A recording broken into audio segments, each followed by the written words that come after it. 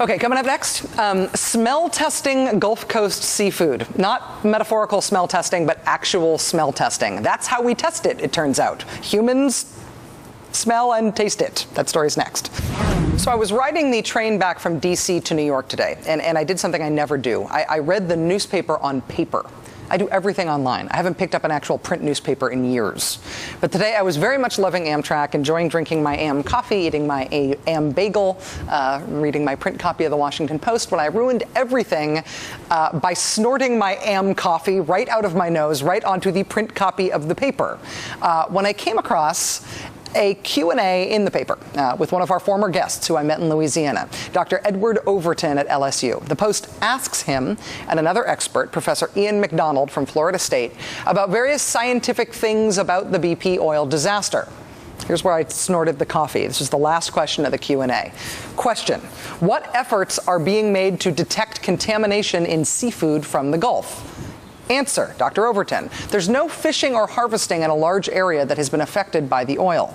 Of course, fish can swim in and out of that zone, so the zone of no fishing is much larger than the actual oil area. Then the catch is inspected rigorously by organoleptic testing, which is a fancy science word for taste and smell. A selected portion is undergoing chemical analysis. Then Professor McDonald says there are tasters trained to find seafood contamination.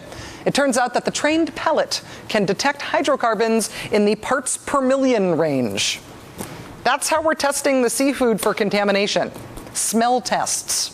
60 sniffer/tasters from various agencies and organizations have been trained so far in seafood sensory testing by the International Food Protection Training Institute and NOAA's Fisheries Service at the National Seafood Inspection Lab in Pascagoula, Mississippi.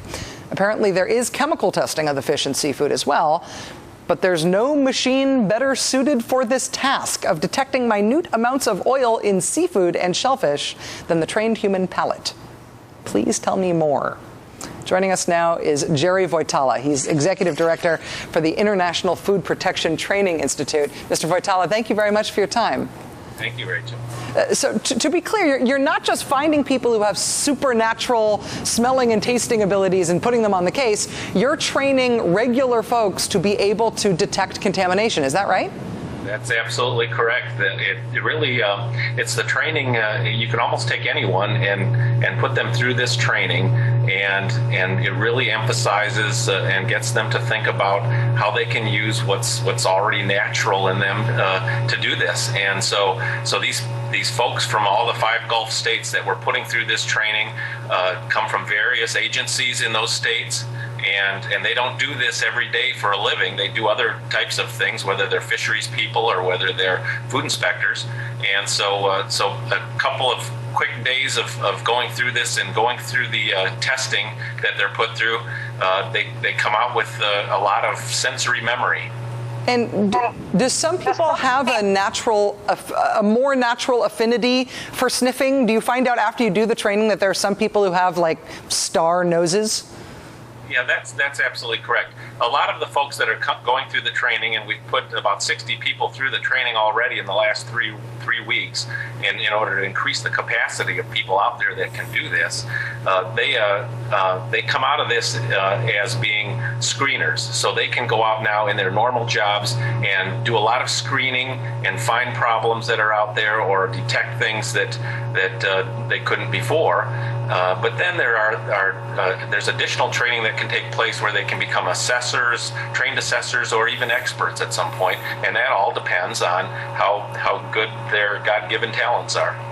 When in a non-training environment, once the folks who have been through your training are out in the field, how do they actually test the seafood? Are they smelling, tasting, both? How much of a sample are they smelling or tasting at a time?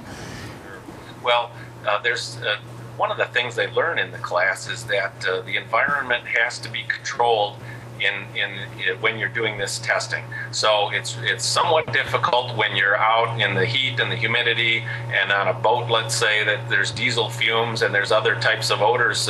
It's a lot harder to do that. So it's always encouraged to do that in a lab setting. Sometimes that's not always possible, but a lot of the assessments that are made, or all of the assessments that are made in terms of opening and closing waters, that's taking place in a laboratory setting where a lot of those environmental factors can be controlled.